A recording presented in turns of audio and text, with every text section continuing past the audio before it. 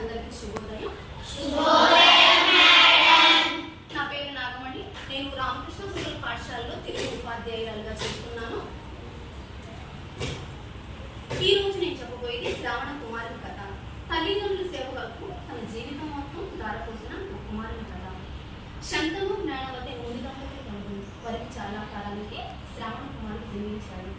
వారికి వార్ధక్యము, ముసలితనము, వారికి దృష్టి దోషము, కళ్ళు కనిపించకపోవడం సంక్రమించింది. శ్రావణ కుమారుడు పెరిగి పెద్దవాడై తల్లిదండ్రులను గురువులుగా, దైవ స్వరూపాలుగా భావిస్తూ వారి సేవ చేస్తూ వారి అవసరాలను తీర్చుతూ ఉన్నాడు. శంతను జ్ఞానవతి వానప్రస్థం అంటే గుడిసెలను ఏర్పరచుకొని నిరంతరము తపస్సు చేసుకునేవారు. ఇక్కడ ముని దంపతుల కుమారుడు ఎవరు? ఒకసారి జ్ఞానవతికి తీర్థయాత్ర చేయాలని కోరిక కలిగి భర్త శంకరుడు చెప్పుకుంది. మనం వృద్ధులమైపోయాము, చూపు కూడా లేదు, మనం ఎలా తీర్థయాత్రలు చేస్తాము అని ఆలోచన వదిలేసి ధ్యానములు తపస్సు కొనసాగించుకుందామని శంతను భార్యకు చెప్తాడు. ఈ మాటలు శ్రావణ కుమారుడు చెవులు పడ్డాయి. తల్లిదండ్రులు తీర్థయాత్ర చేయించాలని సంకల్పించారు. బావి నుండి కావడితో 2 పాత్రల నిండా నీరు ఇంటికి చేర్చు పద్ధతిని ఆలోచించారు.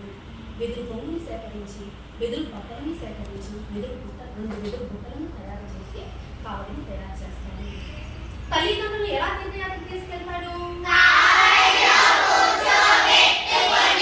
తల్లిదండ్రులను ఆ బుట్టలలో కూర్చోబెట్టి అవి సౌకర్యంగా ఉన్నాయా లేదా అని అడిగి, ఎందుకు నాయన అని అడుగుగా, మీ తీర్థయాత్ర అభిలాషను నా భుజాలపై మోసి ధన్యుడనవుతానని చెప్తాడు.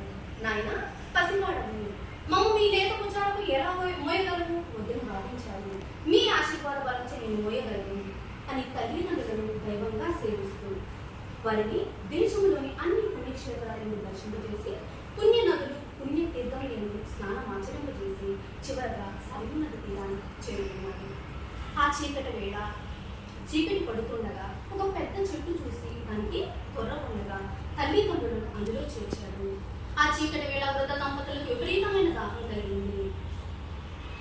మంచినీటిని తేవడానికి పాత్రను తీసుకొని ఒడివడిగా సరైన తీరానికి వెళ్ళాడు. దశరథ మహారాజు క్రూర మృగాలను వేటాడటానికే వేచి ఉన్నాడు. అక్కడ దశరథ మహారాజు రాజు యొక్క కర్తవ్యం ఏంటి? మృగాల బారి ఏంటి? ప్రజలను రక్షించుకోవడం. మృగాలు నది ఎందు మంచినీటికే వచ్చినప్పుడు శబ్దాన్ని అనుసరించి శబ్దవేది విధితో సంహరించాలని పొదల చాటున వేచి ఉన్నాడు. శ్రావణ కుమారుడు తల్లిదండ్రులకై పాత్రను నీటి ఉంచగానే బుడబుడని శబ్దం కలిగింది. దశరథ మహారాజు మరొకటేను నీటిని తాగవచ్చిందని తలిచి శబ్దవేది విధితో బాణం సంధించి వదిలాడు. అది శ్రావణ కుమారుడు వృక్షమును తగిలింది. అమ్మా అని ఆర్తనాదం చేస్తూ పడిపోయాడు. దశరథుడు నిర్ఘాంతపోయాడు.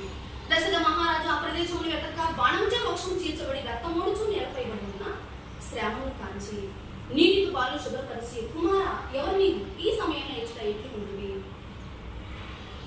మదగజమైన ఆయుధం ఇస్తేని బాధపడ్డాడు. అయ్యా మీరెవరు? నిశీతన జంతువులైన చంపరాదని మీరెరుగా ప్రశ్నించాడు. ఇక్కడ ఏ విధితో బాణం సంధించి వదిలేదు దశరథ మహారాజు? నేను ఈ దేశపు మహారాజు దశరథుడు. నా కారణంగా నీకు మృత్యువు సంభవించిందని దుఃఖించాడు. బాధపడకండి, నేను బ్రాహ్మణ కుమారుడు కాదు, వైశ్య కుమారుడు.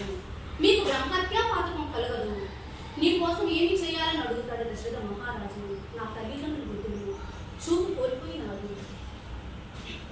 వారు నేను లేని జయించలేదు. వారు దాహంతో ఉన్నారు. మీరు వెళ్ళి వారికి దాహం తీర్చండి. పడమటి దిక్కున చెట్టు త్వరలో తల్లిదండ్రులు నిలిచాను. ఈ బాణకు నొప్పి నేను భరించలేకున్నాను. ఈ బాణం ఉడదీమని కోరాడు. దశరథుడు బాణం తీసిన తర్వాత శ్రావణ కుమారుడు ప్రాణాన్ని విడిచినాడు. దశరథుడు పాత్రతో నీటిని తీసుకొని శ్రావణ కుమారుడు తల్లిదండ్రుల దగ్గరికి వెళ్తాడు. అడుగులు సబడి ఆలకించి శంతను, నాయన శ్రావణ కుమార, ఇంత ఆలస్యమైనది ఏమిటి నాయన? రా నాయన అనిపించాడు. జ్ఞానవతి, ఈ అడుగులు సబడి నా కుమారుని కాదు, ఎవరు నీవు తీక్షణ స్వరంతో ప్రశ్నించింది. నేను మీ కుమారుడు శ్రావణుని కాను. ఈ నీటిని స్వీకరించి దాహం తీర్చుకోండి అని దశరథ మహారాజు అంటాడు. నేను నా కుమారుడితో పన్నీళ్ళు ఎవరిచ్చినా మీరు స్వీకరించము అని జ్ఞానవతి అంటుంది. ఎవరు నీ తీక్షణ స్వరంతో మళ్ళీ ప్రశ్నిస్తారు. నేను ఈ దేశపు మహారాజు దశరథుడు. నేను మహాపాపినయ్యి నీ ముందు చేతులు జోడించి నిల్చున్నాను. నీ కుమారుడు శ్రావణ కుమారుడు నదిలో పాత్రకై నీటిని ముంచుతుండగా నేను శబ్దవేది విధిచే బాణం సంధించగలిగాను. అది మీ కుమారుని ప్రాణం తీసింది. నన్ను క్షమించండి అని ప్రార్థించాడు. నా కుమారుని కడక మమ్మల్ని తీసుకెళ్ళమని కోరగా దశరథ మహారాజు మృతదేహం వద్దకి శ్రావణి మృతదేహం వద్దకి తీసుకెళ్ళాడు. ఆ శ్రావణ కుమారుడికి అగ్ని సంస్కారం చేసింది. విష్ణు లోకం నుండి దివ్య రథంతో శ్రావణి దేహం ప్రకాశించింది. మేము ఎలా అయితే పుత్ర శోకంతో బాధపడ్డామో మీరు అలా పుత్ర శోకంతో బాధపడతారని దశరథ మహారాజుని ముని దంపతులు శపిస్తారు. ఆ తర్వాత ముని దంపతులు ప్రాణం ఇస్తారు. ఇక్కడ ఎవరిని శపించారు? దశరథ మహారాజుని ఎవరు శపించారు? ముని దంపతులు శపించారు. ఇది ధర్మపత్ని కౌశల్యకు దశరథ మహారాజు చెప్తున్నాడు. దశరథ మహారాజు భార్య కైకేయికి ఇచ్చిన వరమును నెరవేర్చుటకై తండ్రి మాట నిలబెట్టుటకు 12 ఏళ్ళు శ్రీరాముడు భార్య సీత తమ్ముడు లక్ష్మణుని వెంటరాగా నార వస్త్రము ధరించి 12 ఏళ్ళు అరణ్యవాసానికి వెళ్ళాడు. ప్రియపుత్రులను దూరం అయ్యేటప్పటికీ దశరథ మహారాజు ఆకలి దప్పుతులు మాని రామా రామా అనుచు మంచం పట్టినాడు. ధర్మపత్ని కౌశల్య ఎంతగా ఓదార్చినా కూడా దుఃఖం శమింపలేదు. ప్రియపుత్రును వియోగములకు కారణం ఏమిటని ఆలోచించుకొని శ్రావణ కుమారుని కథగా ఆలోచించాడు. ఇది శ్రావణ కుమారుని యొక్క కథ. తల్లిదండ్రులను దైవంగా సేవిస్తూ స్వర్గ లోకాలకు వెళ్ళిపోయాడు శ్రావణ కుమారుడు. దశరథ మహారాజు పెద్ద భార్య ఎవరు?